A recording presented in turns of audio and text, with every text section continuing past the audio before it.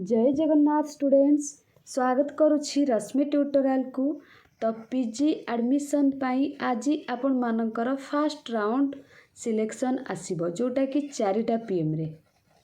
ए video रे आमे से फास्ट राउंड सिलेक्शन विषय रे कथा हबा। वीडियोटी आपण मानक पई इंपोर्टेंट रहिबो सेति पई वीडियोटी को लास्ट पर्यंत देखिबे। आउ जदि आपण माने एबे भी चैनल को नुआ विजिट करूछंती फटाफट सब्सक्राइब करि दियंतु। आगो को जेते बेले भी मु पीजी रिलेटेड कोनोसी भी वीडियो अपलोड करिवि तार नोटिफिकेशन सर्वप्रथमे आपण मानक पाखको जीवो। ठीक अछि।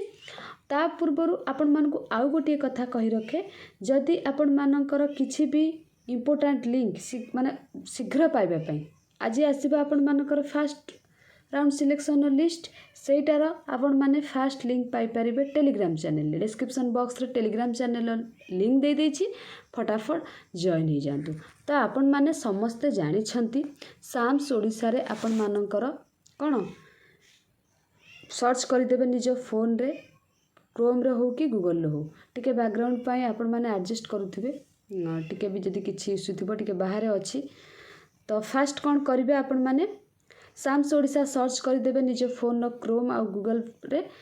सर्च कर सारा पर आपण माने पोस्ट ग्रेजुएशन ऊपर क्लिक करेंगे। जानी एठी जो आपण माने देखुचंती स्टूडेंट एग्जिस्टिंग स्टूडेंट लॉगिन, तो सेठी निजर आईडी पासवर्ड देकी आपण मानकर देखि परिबे आज फास्ट राउंड मेरिट लिस्ट जो आपनकर आसीबो सेटा आपण माने देखि परिबे, जो थरे कि आपण मानकर जदि सिलेक्शन हेथिबे आपनकर मेंशन हबो जति कि चॉइस लॉकिंग रे आपण देथिबे जो कॉलेज रो आस्थिबे सेही कॉलेज लिखि कि राइट साइड रे आपनकर सिलेक्टेड लिखि देथिबे।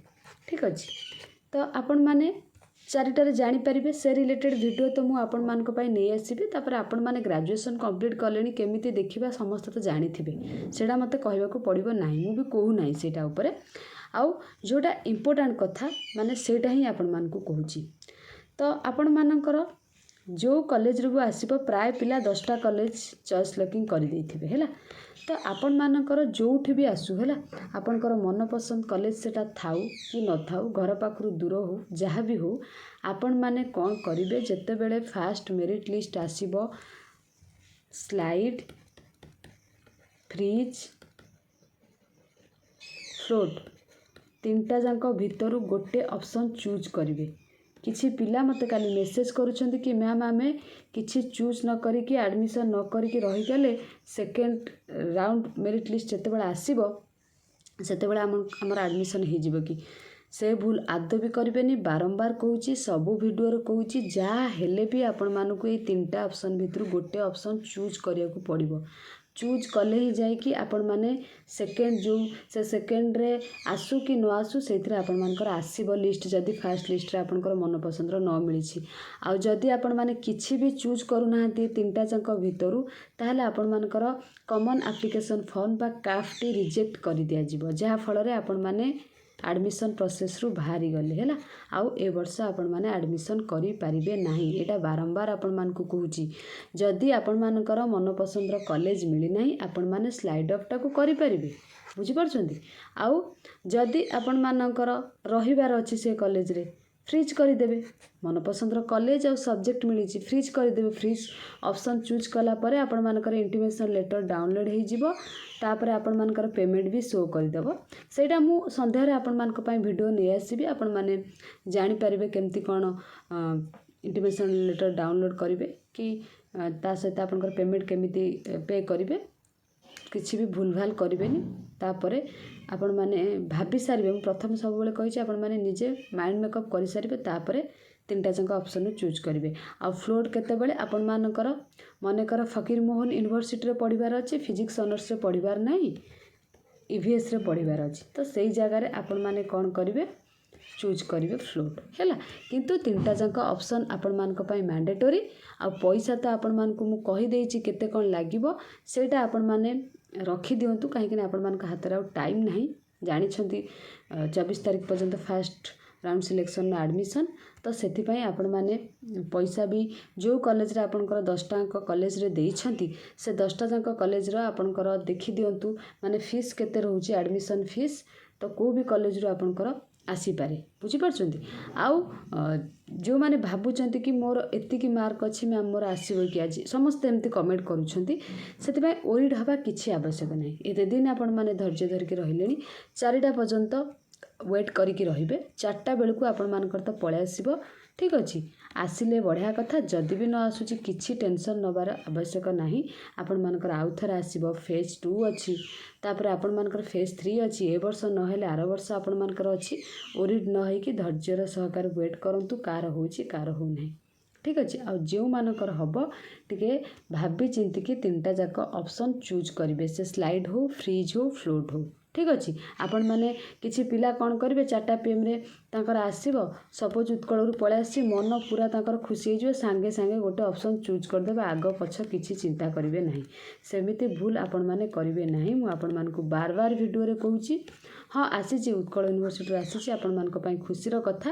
କିନ୍ତୁ ସେଇଟା ଟିକେ ଟାଇମ୍ ନେଇକି ଆପଣମାନେ ଦେଖିବେ ସବୁ, ମାନେ ତା'ର ହଷ୍ଟେଲ ଫିସ୍ ପାଖରୁ ଆରମ୍ଭ କରିକି ଆଡ଼ମିସନ୍ ଫିସ୍ ପର୍ଯ୍ୟନ୍ତ ନିଜ ପ୍ୟାରେଣ୍ଟସ୍ଙ୍କ ସହ କଥା ହେବେ କି ମୋର ଏଇଠି PG କଲେ ଏତିକି ଖର୍ଚ୍ଚ ହେବ, ତ ବାପା ମୁଁ ଏଇଠିକି ଯିବି କି ଭାଇ ମୁଁ ଏଇଠିକି ଯିବି କି, ଏଇଠି ଆଡ଼ମିସନ୍ କରିବି କି, 2 ବର୍ଷ ପଢ଼ିବି କି, ତ ସବୁ କ୍ଲିଅର୍ କରିସାରିଲା ପରେ ଘରେ ତାପରେ ଆପଣମାନେ ଅପସନ୍ ଚୁଜ୍ କରିବେ। ରାତି 9ଟାକୁ ଚୁଜ୍ କରନ୍ତୁ, ଡିସ୍କସନ୍ କରନ୍ତୁ, 4ଟାରୁ ରାତି 9ଟା ପର୍ଯ୍ୟନ୍ତ ଡିସ୍କସନ୍ କରନ୍ତୁ।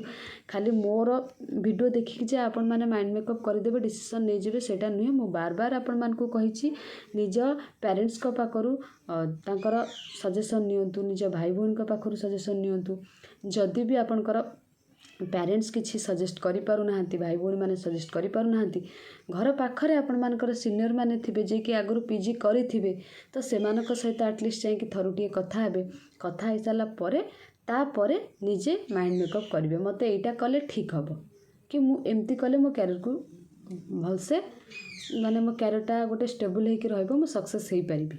ବୁଝିପାରୁଛନ୍ତି କି? ନିଜେ ଭାବିବେ, ଭାବି ସାରିଲା ପରେ ତାପରେ ଆପଣମାନେ 3ଟା ଯାକ ଅପସନ୍କୁ ଚୁଜ୍ କରିବେ।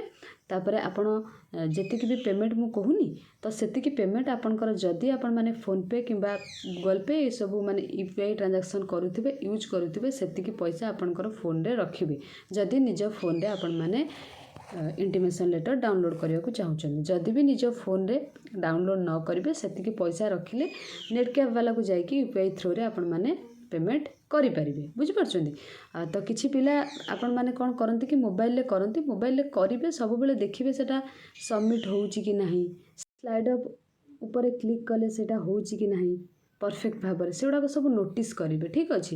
କାହିଁକିନା ଆପଣମାନେ ସବମିଟ୍ ମାରୁଥିବେ କିମ୍ବା ଫ୍ରିଜ୍ ମାରୁଥିବେ, ସେଇଟା ହେଉନଥିବ, ଆପଣମାନେ ଭାବୁଥିବେ ମୁଁ ମାରିଦେଇଛି ସେଇଟା ହେଇଯିବ, ସେମିତି ଭୁଲ ବି ଟିକେ କରିବେନି। ଦେଖିବେ ଯଦି ନିଜ ଘରେ ବି ସିଷ୍ଟମ୍ କିମ୍ବା ଲ୍ୟାପଟପ୍ ଅଛି ଆପଣମାନେ କରିପାରିବେ, ନହେଲେ ନେଟ୍କ୍ୟାପ୍କୁ ଯାଇକି ଆପଣମାନେ କରିପାରିବେ ହେଲା। କିନ୍ତୁ ଏତିକି କହୁଛି ଇମ୍ପୋର୍ଟାଣ୍ଟ କଥା, ଭେରି ଇମ୍ପୋର୍ଟାଣ୍ଟ, 3ଟା ଯାକ ଅପସନ୍ ଭିତରୁ ଆପଣଙ୍କୁ ଗୋଟେ ଚୁଜ୍ କରିବାକୁ ନିହାତି ପଡ଼ିବ ହେଲା। କାହାର କେଉଁଠି ଆସୁଛି, 4ଟା PMରେ ମେ ବି ମୁଁ ଭିଡ଼ିଓ ନ ଆଣିପାରେ, ତ ଟ୍ରାଏ କରିବି ଆଣିବା ପାଇଁ, ଯେହେତୁ ଅଫିସରେ ଥିବି ଆପଣମାନଙ୍କର ବାହାରିବ। ଯଦି ସର୍ଟସ୍ ଆକାରରେ ନେଇ ଆସିବି, ନ ଆଣିପାରିଲେ ଆପଣମାନଙ୍କ ପାଇଁ ଇଭିନିଂରେ ମୁଁ ଭିଡ଼ିଓ ନେଇକି ନିଶ୍ଚିତ ଆସିବି। ବାସ୍ ଆପଣମାନଙ୍କର ସମସ୍ତଙ୍କର ହେଇଯାଉ, ପ୍ରଭୁ ଜଗନ୍ନାଥଙ୍କ ପାଖରେ ମୁଁ ପ୍ରେୟାର କରିବି। ତ ଆସି ସାରୁ ତାପରେ ଆମେ ଡିସ୍କସନ୍ କରିବା ଆପଣମାନେ କ'ଣ କରିବେ, ଠିକ୍ ଅଛି। Thank you all.